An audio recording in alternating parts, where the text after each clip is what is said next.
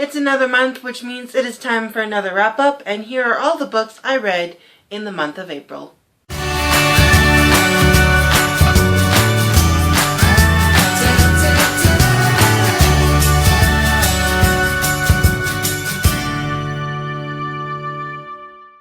Hello everybody and welcome back. Today I'm going to be showing you all the books I read in April and what I thought about them.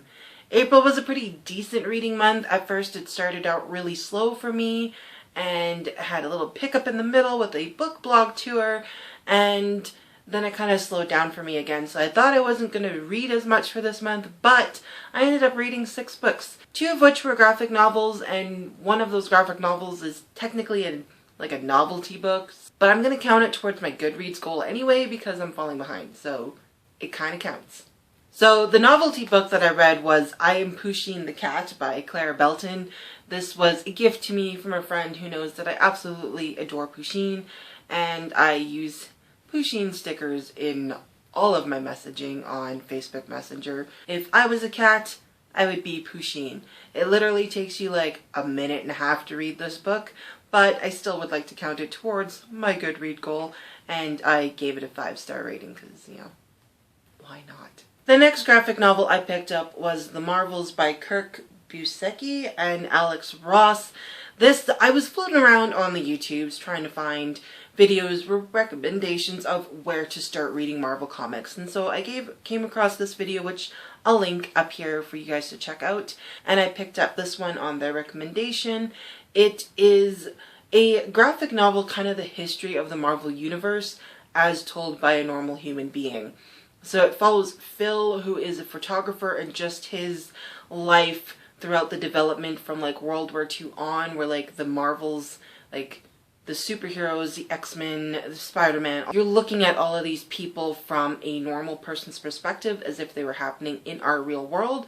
So it didn't give you a lot of background on the actual universes that these characters come from, but just on the Marvel creation as a whole, so to speak. I only gave it a 3, maybe a 2.5 rating. It got really slow moving toward the end. You just kind of got tired of Phil's life. I mean, that sounds awful to say, but I ended up just getting bored toward the end and kind of skim read the end. It was an interesting perspective and a pretty decent story. It didn't answer a lot of questions for me, but it did give you somewhat of a background of the Marvel Universe, so I didn't mind it for a starter, so I still would recommend this to people who are just starting out like me. So a 2.5 rating for this one. It wasn't amazing, but it wasn't terrible. The first novel I read this month was The Siren by Kiera Cass. I did try to pick up the Selection series by Kiera Cass, but ended up really not liking, just within the first 4 chapters, I was already peeved at all of the characters that I've met so far. So I put down the Selection series, but on strong recommendation and the fact that it is a Little Mermaid-ish kind of retelling, I picked up The Siren. A couple of people told me kind of what to expect and some aspects that they really enjoyed about the book, so I had some expectations going into this book of what I was looking for in some of the relationships with some of the characters, and I was highly disappointed. I am planning on doing a full video review about this book. There is some aspects I actually did like, and then some aspects I didn't like. It was interesting and had a great concept, and there was a few aspects that I liked, but most of it I found quite disappointing. I do think it's a cleaner read, so I did like it for that reason. Mild language I think there was, but other than that, it was a clean to mild content rating for me. And I only gave it a 3-star rating, as again, there's some things I actually did like, but most of it I was just disappointed with. The next book I picked up was, of course, The Bachelor Girl's Guide to Murder by Rachel McMillan, the first book in the Herringford and Watts mystery series. I was sent this for a free and honest review through LitFuse by the publishers. I did this for a LitFuse blog tour. I'll leave my full review for you guys to check out. I also did a couple other little theme videos for you guys to check out. It was a really good book. It met all my expectations, and I think what I liked most about this book was the characters had great development, really well written characters. They were just so strongly well written. Even the background side characters, like not side characters, but the background characters to the side characters were also really well written, which was really cool. The other thing I liked was how much you can tell the author loves her city. The author, Rachel McMillan, is from Toronto, Ontario, Canada. She has her book set in Toronto, and it was like walking through the streets of Toronto with the author. You could feel that she truly loves her city, and it was really cool to kind of have an historical perspective, but feel like you're taking a walk through the city at the same time. So I really enjoyed that perspective, and I loved having a book set in Canada and a Canadian author. I thought it was so cool to kind of show some Canadian love to a fellow Canadian. So I really liked having another book set in Canada, which was really exciting for me. I gave The Bachelor Girl's Guide to Murder a solid 4-star rating. I really enjoyed it. The next book I picked up was The Sirens Fury by Mary Weber. This is the second book in the Storm Siren trilogy. I'm not going to go too much into what it is about. I didn't like the first book. I found it super dark. I didn't like the fake swearing language. It seemed too real to me to be fake. And there's some other aspects of it. I found it a very high mild. It was still mild, but it was like a high mild content rating for me. So I wasn't going to continue with the series until I was sent the third book, The Siren Song, for review through the Fiction Guild. So I thought I will give it another shot. I will finish the series and see what I think. So I picked up The Sirens Fury. For the majority of the book, I had the same feeling I had from the first book. I was disappointed. It was extremely dark for me. There's a couple of things that I found really annoying, again, like the fake swearing language. So I was still disappointed. However, in the end, there was a bit of a redemption factor for me. Something happened, this character had this awakening and this realization, and it's sort of pointing into the direction where I would actually like this book series to go. So I'm hoping it continues in that direction, or is actually going in that direction. So there's kind of a bit of a redemption factor at the end where I was like, okay, I'm actually now interested in seeing how this series is going to end.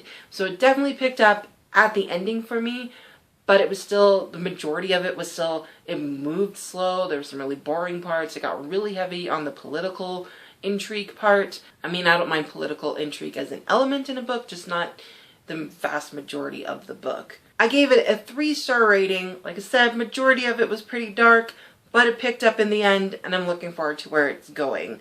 So here's hoping the third book gets a lot better. The last book I read, I just finished last night, and it is The Order of the Phoenix, the 5th book in the Harry Potter series by J.K. Rowling. Guys, I understand the Harry Potter fever now. I am fully in love with all of these characters.